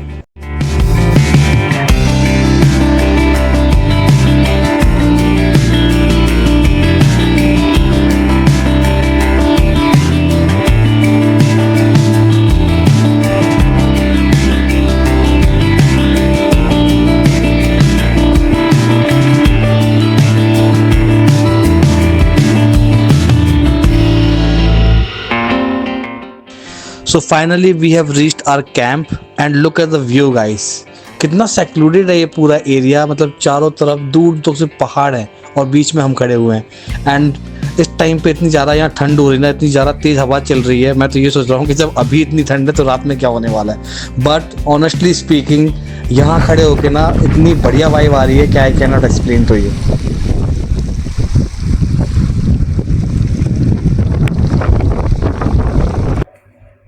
Hey guys, I'm back again. This is going to be the last interaction of mine with you because जो हमारा पूरा प्लान था उसमें हमारा एक दिन और भी एडेड था, which is the उमिंगला पास, जो ऑलमोस्ट 19,000 फीट के ऊपर है, बट अनफॉर्चुनेटली हम वो नहीं जा पाए, जो मैंने इनिशियली भी आपको बताया था। एंड वहाँ नहीं जाने का जो रीजन था वो थी ये लोकेशन हल्ले। हुआ ये था, हम ऑलमोस्ट 4:30 बजे पहुंच गए थे एंड 4:30 बजे के बाद we have took a tea break around 1.5 hour के लिए, थोड़ा सा बाहर बैठे भी, बट वहाँ सर्दी इतनी ज़्यादा हो रही थी। एंड यू नो कि पैंगोंग लेक से मैं कैब के अंदर ही आया हूँ, मैंने राइड किया ही नहीं क्योंकि मेरा ऑक्सीजन का फ्लक्चुएशन काफ़ी हो रहा था। सो हल्ले पहुंचने के बाद ये हुआ कि जो मेरा ऑक्सीजन लेवल था वो धीरे धीरे ड्रॉप होना स्टार्ट हो गया and I was feeling really tired. So 6:30 बजे के बाद मैं चला गया अपने बेडरूम में just to take a rest, क्योंकि ठंड इतनी ज्यादा थी कि अंदर भी 3 रजाई लेकर हम लोग लेटे हुए थे कैंप्स के अंदर भी। Around 7 or 7:30 I check my oxygen level again and it was 65, which is really shocking for both of us, me and Prajakta. So we didn't wait, हमने इंस्टेंटली मार्शल को कॉल किया, उनको बोला that we need to see the doctor. And जब तक हम doctor के पास पहुंचे it took almost 30 minutes to us and वहाँ पे मेरा ऑक्सीजन लेवल और भी ज़्यादा डाउन हो गया था, which is almost 57. So doctor ने देखते ही इंस्टेंटली मुझे ऑक्सीजन सिलेंडर पे लगाया एंड ऑक्सीजन सिलेंडर पे डालने के बाद ऑलमोस्ट 4 घंटे मुझे ऑक्सीजन पे रखा गया एंड उस टाइम ये मेरी कंडीशन थी।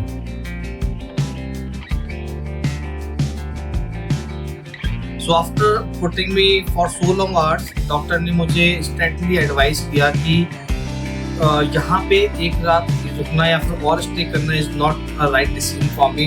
सो या तो आप अभी चले जाइए या फिर मॉर्निंग में आप निकल ही जाना है, क्योंकि अगर आप यहाँ पे और रुकोगे तो आपके लिए थोड़ा सा डेंजरस हो सकता है। मैंने उनको बोला कि I need to go to Umlingla pass, उन्होंने स्ट्रिक्टली मुझे मना कर दिया, no you are not allowed. और हमें भी वही सही लगा क्योंकि ऑब्वियसली हेल्थ से ज़्यादा इंपॉर्टेंट कुछ भी नहीं है, बिकॉज हल्ले में हमारा जो हाइट था which is almost 16,500 feet and Umlingla जो हमें जाना था which is almost 19,000 feet. So you can imagine कि जब मेरी ऑक्सीजन जब यहाँ पे इतनी कम थी तो उमिंगला पे जाके कंडीशन और भी ज्यादा खराब हो सकती थी। So we haven't taken any risk, हमने डॉक्टर की बात मानी एंड हमने पता किया कि वहाँ से क्या मिलता है, कि कैब जाती है, कोई बस जाती है, बट लकीली हमारे लिए ये हुआ कि हफ्ते में जो 2 दिन बस चलती है, नेक्स्ट डे मॉर्निंग में 6 बजे वहाँ से बस निकलती थी। So we took a decision to take a bus in the morning and get back to the lake. So when I was in the hospital, doctor मेरे से काफ़ी सारी कम्युनिकेशन भी कर रहे थे एंड उन्होंने मुझे काफ़ी सारी एडवाइजरी भी दी। जैसे कि सबसे पहले उन्होंने मुझे बताया कि अगर आप ले आ रहे हो तो एटलीस्ट 3 दिन पहले से डायमोक्सिक्लोरोक्विन लेना स्टार्ट करें, जिससे कि आपकी बॉडी यूज टू होती है और प्रोटेक्ट करती है आपको एल्टीट्यूड सिकनेस से। सो ये उन्होंने मुझे मेरी कंडीशन देख के मुझे रिकमेंड किया। I am not asking you कि आप 3 दिन पहले से करो, but before you coming to Leh just go to the doctor, consult करके आप डायमोक्स का जो भी डोज है वो जरूर लें, इधर 1 दिन का या फिर 2 दिन का, because it will really help to acclimatize and well it is very person to person. Because Prajakta ने भी ऐसा कोई डोज नहीं लिया था एंड शी वाज ओके, उसको कोई ज़्यादा कोई इशू नहीं हुआ। सो ऑनेस्टली स्पीकिंग ये आपकी हेल्थ के ऊपर भी डिपेंड करता है, ये मेरे साथ हुआ इसलिए मैं आपको बता रहा हूँ। एंड इसके अलावा कुछ 2-3 चीजें और भी हैं जो आपके लिए इंपॉर्टेंट है, जैसे कि जब भी आप यहाँ पे आ रहे हैं तो हाइड्रेशन का जरूर ध्यान रखें। हमेशा पानी ऑल द टाइम पीते रहें, 1 से 2 घंटे के डिफरेंस से। एंड मेक श्योर कि आप गर्म पानी पिएं, ठंडा पानी ना पिए, क्योंकि वहाँ ठंडी इतनी ज्यादा ऑलरेडी होती है। अगर आपका गला चौक होगा तो आपको गले में और ज्यादा पेन हो सकता है। नॉर्मली हेडेक तो आपको बहुत इजीली फील वहाँ पे होगा बिकॉज ऑफ द एल्टीट्यूड। तो avoid cigarette, avoid alcohol. Pangong area में या फिर खरदुंगला एरिया में या फिर उमिंगला जो ज्यादा हाई एल्टीट्यूड पर एरिया से, वहाँ तो स्मोकिंग और अल्कोहल बिल्कुल भी अलाउड है ही नहीं। एंड जैसा मैंने आपको पहले भी बताया था कि ऑक्सीजन की वजह से खाने पीने की भी काफ़ी दिक्कत होती है। एंड गुड थिंग इज कि after the right oxygen level मैंने भरपेट खाना खाया। 12 बजे के आसपास हम लोग अपने कैंप में वापस आए एंड उस रात मुझे ऑनेस्टली अच्छी नींद आई।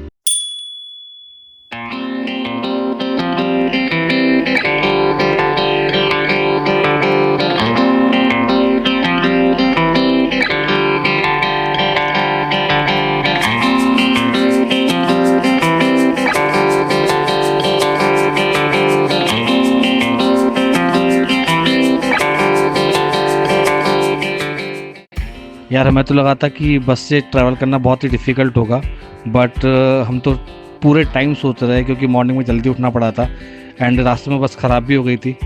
तब भी हमें पता ही नहीं चला कि हम कब ले पहुंच गए।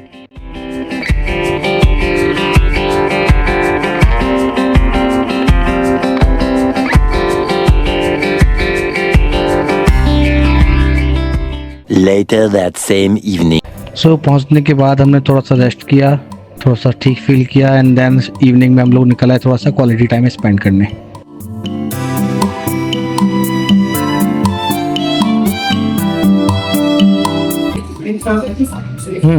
How is it? कैसा है? उनसे ड्राई हो गया। डोनट हाँ।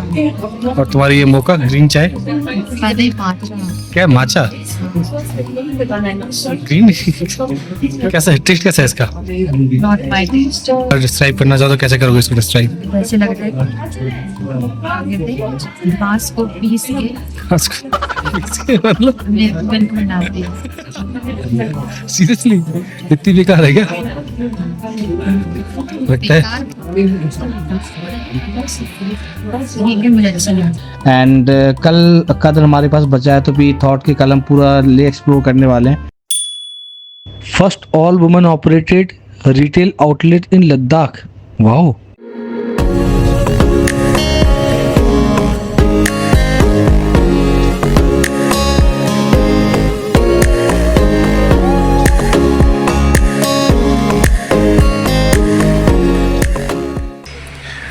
सो today is our last day. वैसे तो टेक्निकली कल हमारा लास्ट डे है बिकॉज कल हम निकलने वाले हैं, 2 बजे हमारी फ़्लाइट है। बट कल हमारा कोई भी साइट सीइंग नहीं है एंड सो इसलिए हमने आज आपको लास्ट डे बोला है। सो आज हम ऑलमोस्ट 5 से 6 लोकेशन कवर करने वाले हैं, जिसमें से हेमिस मॉनेस्ट्री है, शे पैलेस है, ले पैलेस है, स्टॉक पैलेस है एंड रंच स्कूल है, 1-2 लोकेशन और भी है। सो अभी हम आ गए हमारी फर्स्ट लोकेशन पे which is Hemis monastery which is Ladakh's wealthiest monastery. So मैं इसका आपको थोड़ा व्यू देता हूँ, फिर अंदर जाके भी आपको दिखाऊंगा। सो this is the entrance for the Hemis monastery. काफ़ी बड़ी मॉनेस्ट्री है ये।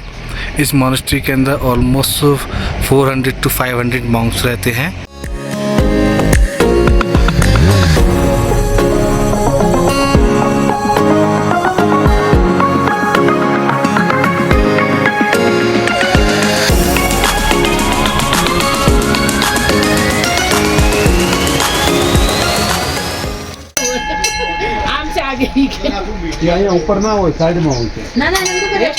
सो एज यू ऑल नो कि किसी भी मोनेस्ट्री या मंदिर के अंदर कैमरा ले जाना अलाउड नहीं होता एंड दैट्स हाउ हमने अंदर का कुछ भी शूट नहीं कर पाया।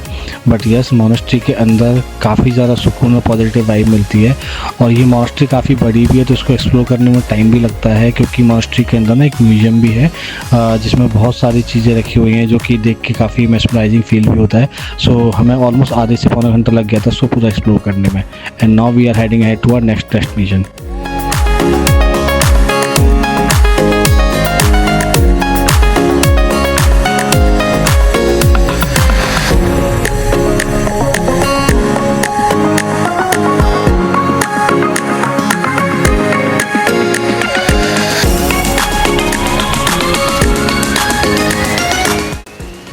सो कल जब हम लोग हनले से वापस आए थे ले, तो बस स्टॉप से हमने एक कैब बुक की थी हमारे होटल के लिए। एंड जो भैया थे वो काफ़ी अच्छे थे, सो वी थॉट कि इन्हीं को हम बुक कर लेते हैं आज के लिए। सो हमने इन्हीं को बुलाया हुआ था एंड सिर्फ 2,500 रुपये इन्होंने हमसे लिए हुए हैं। एंड पूरा लेह इन्होंने हमें एक्सप्लोर करवाया है, जहाँ हम सारी मोनेस्ट्रीज और सारे जो स्पेशल प्लेसेस हैं लेह में, वो आज हम घूम रहे हैं।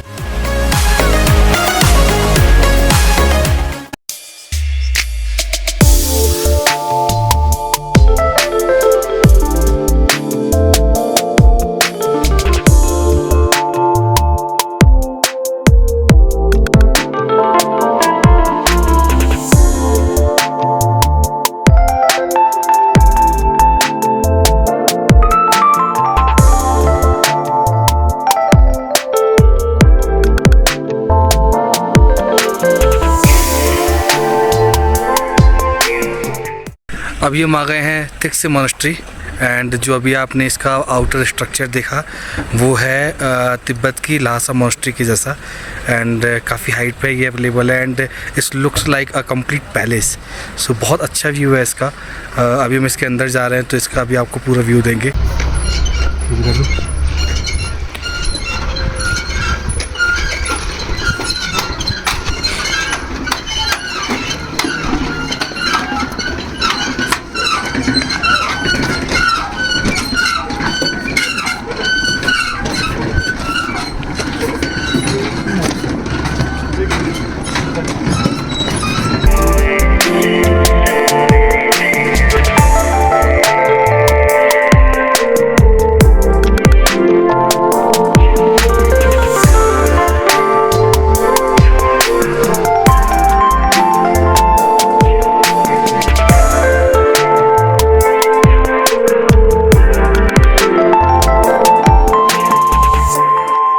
काफ़ी ऊपर है मोनेस्ट्री, बहुत सारे स्टेप्स लेने पड़े हैं, काफ़ी ऊपर चढ़ना पड़ा है, बट चढ़ना वर्थ है क्योंकि यहाँ से जो सिटी का व्यू है वो लाजवाब है एंड मोनेस्ट्री भी बहुत ही अमेजिंग है।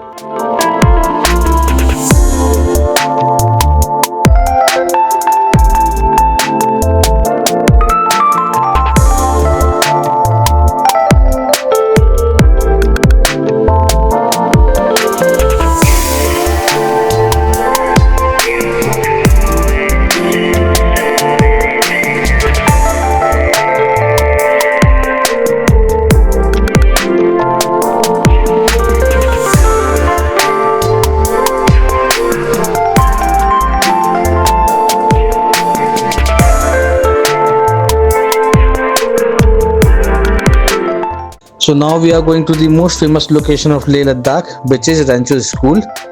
And आप सबने 3 डेट देखी होगी आई एम श्योर। सो उसमें रेंचो स्कूल के बारे में बहुत ज़्यादा बताया गया है, तो जो भी लद्दाख आता है वो रेंचो स्कूल ज़रूर जाना चाहता है। So we are going to same location.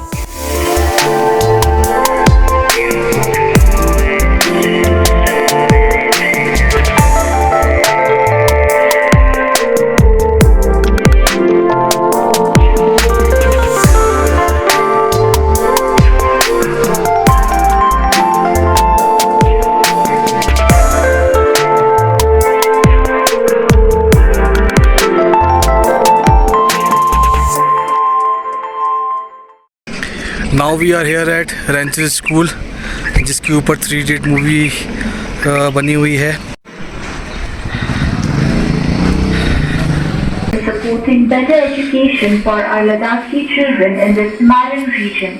Your solution to our children, despite being able to afford it. Situated in Kakko School. So quite low to सो यहाँ से जो भी सोवेनियर्स आप खरीदते हैं वो सारा फंड स्कूल के ही मेंटेनेंस या स्कूल को रन करने में ही जाता है। All is well. तो आज क्या ट्राई कर रही है? ये ऑरेंज दिख रहा है, ऑरेंज जूस नहीं है, ये है sea buckthorn juice. Sea buckthorn मतलब ये है लद्दाख की एक बेरी, उसका जूस। ग्रेट। तो देखते हैं। एंड ये है मेरा as usual watermelon juice. And यहाँ हम बैठे हुए हैं रेंचोस कैफे में। नॉट रॉन्ग, ये तो अभी मूवी के बाद सारा सेटलमेंट कर दिया, ऐसे बना दिया पूरा ये, राइट है ना?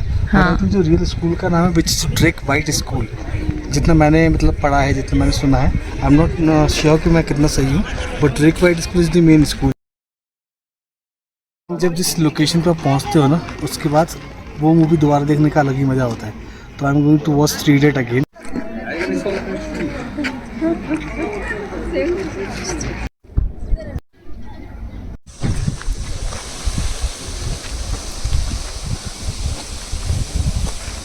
कोई इनसे सीखिए इनसे सीखिए।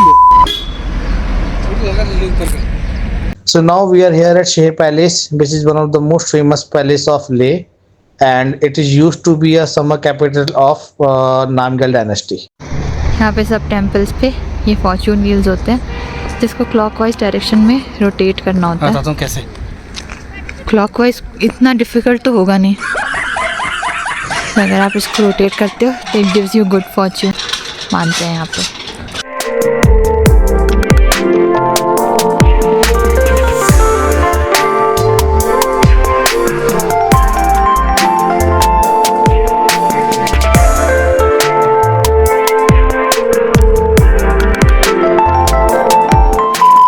सो अंदर मोनेस्ट्री में जब हम गए तो वी आर वेरी लकी, क्योंकि वहाँ कुछ तो चल रहा था and we didn't know exactly क्या था, बट हम वहाँ जाके बैठ गए शांति से। एंड जब वो सारा ख़त्म हुआ तो जो लोकल्स वहाँ पे थे, चलो उन्होंने बताया हमें कि you were at the right time, क्योंकि उस टाइम उनकी पूजा चल रही थी। सो फिर वहाँ पे हमें उनका प्रसाद भी मिला एंड उसके बाद फिर हम निकल गए हमारी नेक्स्ट डेस्टिनेशन।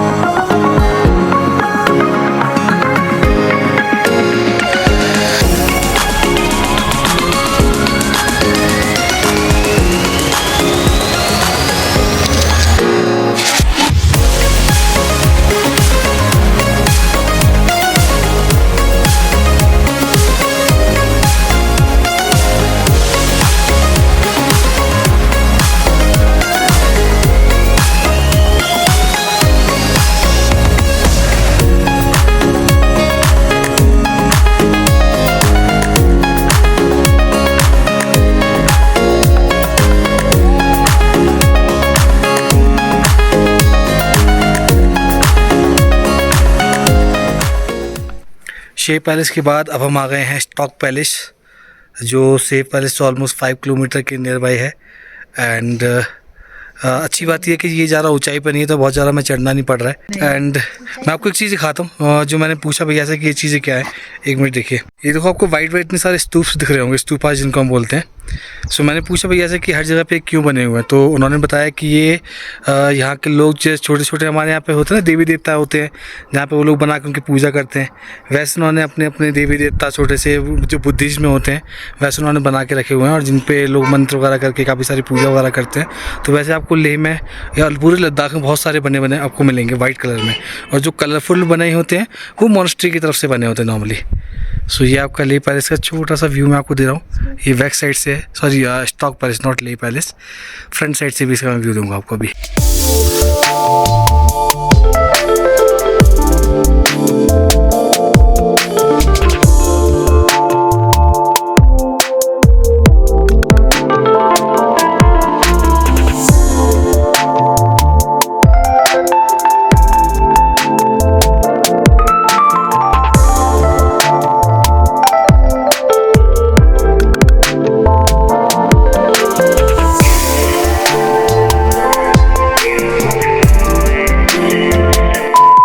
सो अभी हम जो स्टॉक पैलेस में थे, जो हमने पूरा उसको एक्सप्लोर किया, this is the only living palace in Leh, क्योंकि यहाँ पे अभी भी जो राजा के डिसेंडेंट्स हैं, जो उनके परिवार के लोग हैं, वो आज भी यहाँ पे रहते हैं।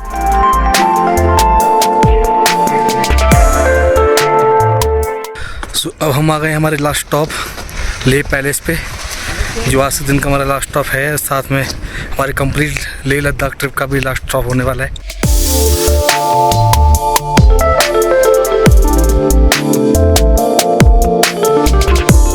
सो ये पैलेस ऑलमोस्ट 9 स्टोरी पैलेस है, जिसमें राजा सिंघे नामग्याल उनका परिवार रहा करता था। And this is the only palace जो कि आर्कियोलॉजिकल सर्वे ऑफ इंडिया के थ्रू मैनेज किया जाता है।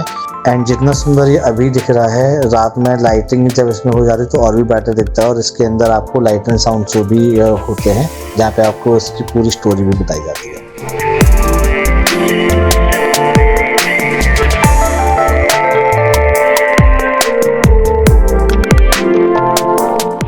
The next day. So finally our trip is over. आज हम जा रहे हैं वापस दिल्ली। अभी हम सिक्योरिटी चेक इन पर हैं। 8 बजे हमारी फ़्लाइट। सो मिलते हैं दिल्ली में।